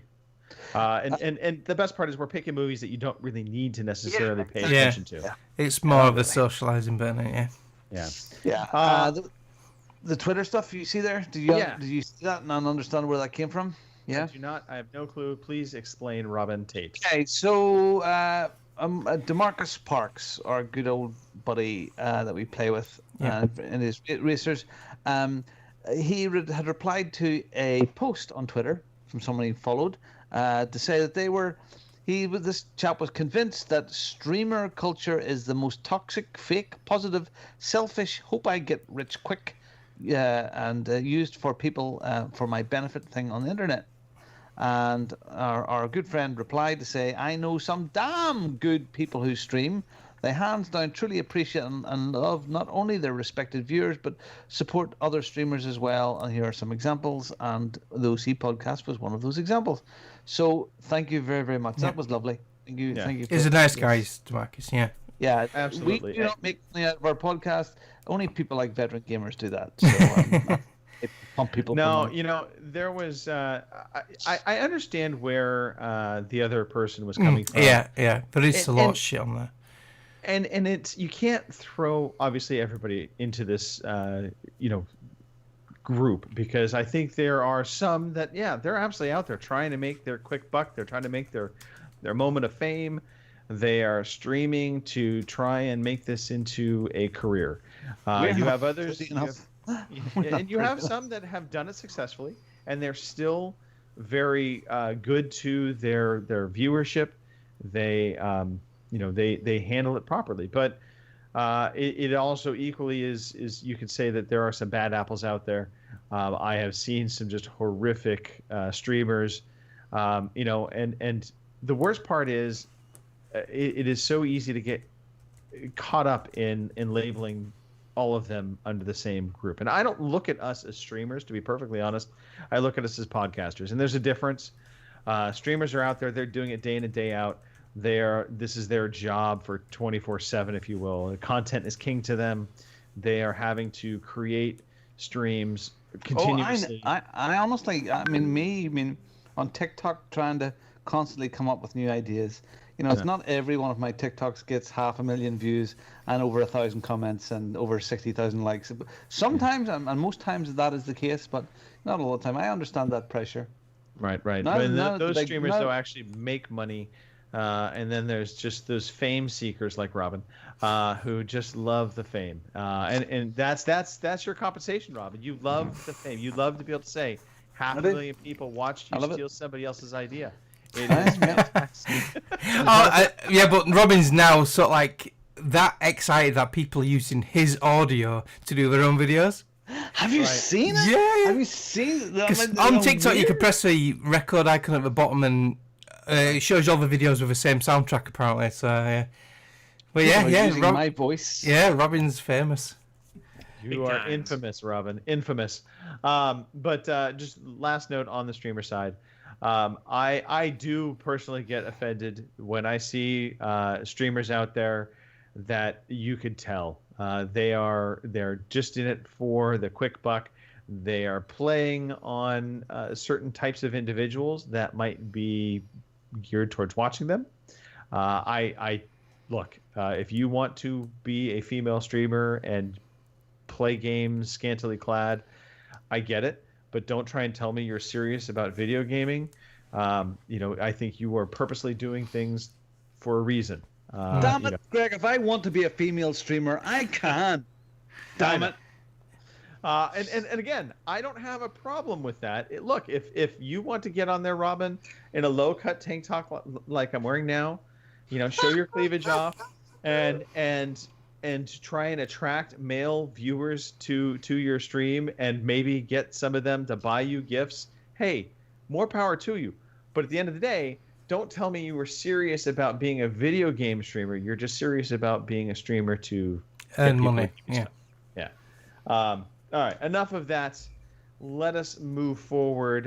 We've got some new releases coming. Gary, look, we don't have Kim here. She is the expert at doing this. We have to settle for you. She is the expert. So and I will try my best. She is off relaxing, getting ready for a barbecue tomorrow. Which is interesting. She's taking a day off to get ready for a barbecue. That's a serious barbecue. Dude, they St. Louis ribs, yo, let's go. All right, Gary, what can we play next week? All right, May 23rd to the 30th. Hero Contra with Webtoon on iOS and Android. Thank God it's on Android. We have some game called Minecraft Dungeons. Yeah! On, all platforms on May 26th. I guess really excited for about that. Yeah. I've been hearing good things about it. Yeah. Even people who don't like Minecraft apparently are excited for it. Yeah. I've not played more than maybe 10 minutes of Minecraft.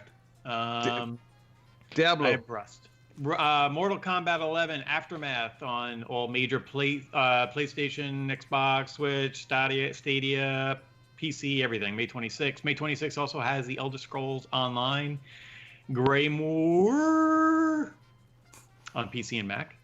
May 26th, Wildfire on PC. May 27, Phantasy Star Online 2. Reki on PC, May 27th.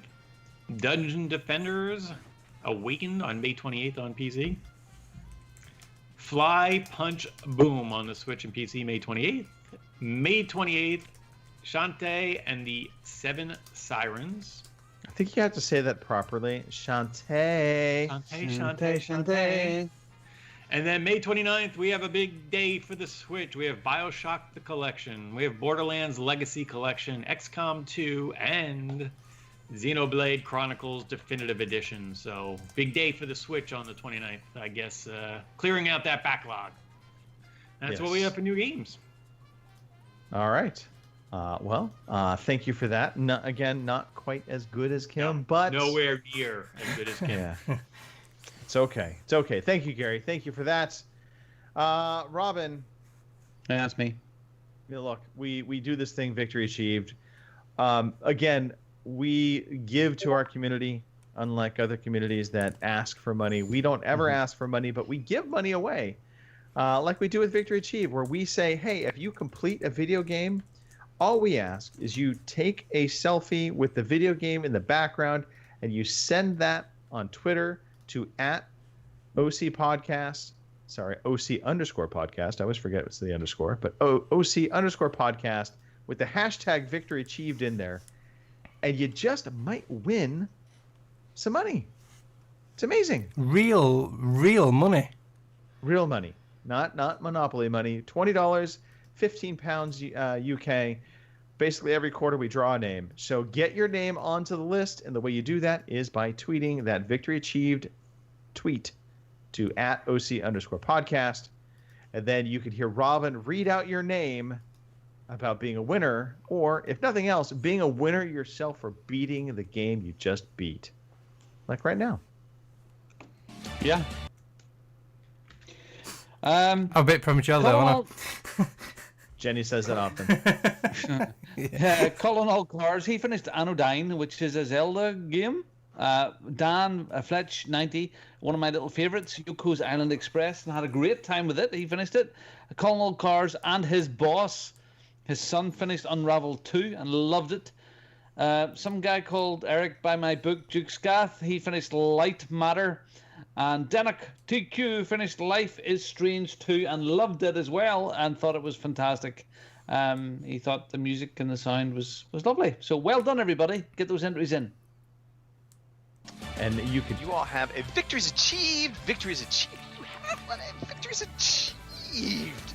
Sorry, Greg, your image froze. I didn't see you trying to start to talk then. It's okay. Yeah, it's all right. It's all good. All right. From there, we go to wrapping things up. So, Mark, instead of us going back through everything we talked about at the beginning of the podcast, I think we can just skip things a little bit, shorten it up. So why don't we just hear from Nicole right now? You like us. We like you. See where I'm going with this? Follow us on Twitter @OC_podcast. Check us out on Facebook, fb.ocpod.com. Or email us, podcast@ocpod.com. We'd love to hear from you. No place for a boy.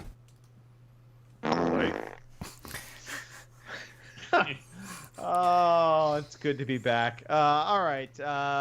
Definitely hang out with us. Come back. Come back again next week. We really would love for all of you in the chat to be here next week. We'll have some more fun. If you're listening to us audio-wise, come join us live. It's fun. All right, let's do some shout-outs and closing comments. Robin, why don't you go first?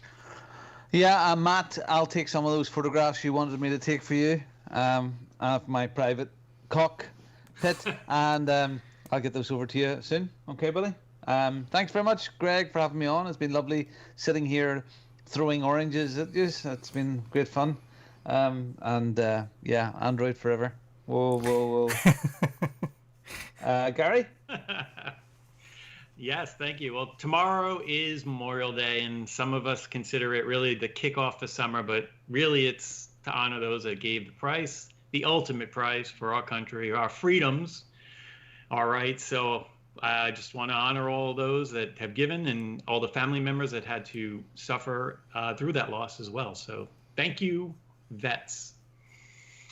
I will throw it over to you, Mark. I want to shout out Scott Stubby for joining our OC Podcast Discord. You can join our Discord server by simply going to discord.ocpod.com because it's the future.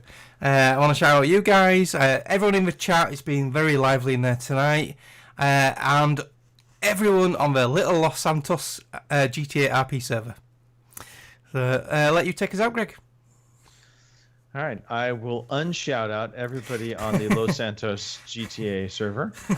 No, big shout out to, of course, all of our listeners. We really do appreciate you guys being here, whether it's live or just downloading the podcast. You make the backbone of the entire podcast and the video game world for us. The three of you, thank you. Mark, Gary, Cunt. I really appreciate all of you guys being on the podcast. It is always fun to podcast, at least with two of you. And I look forward to it each and every week. Even when I'm not here, I do listen to the show at some point, and I scream into the microphone constantly.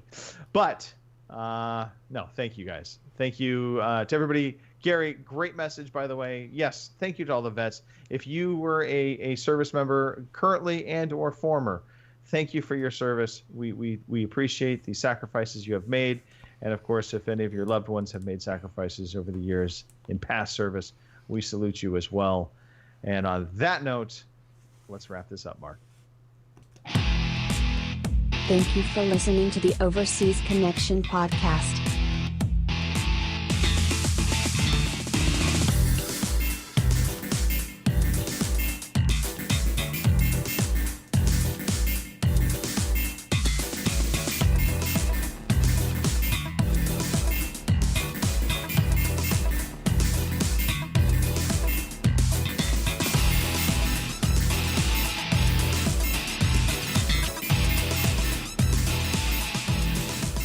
See you same time next week.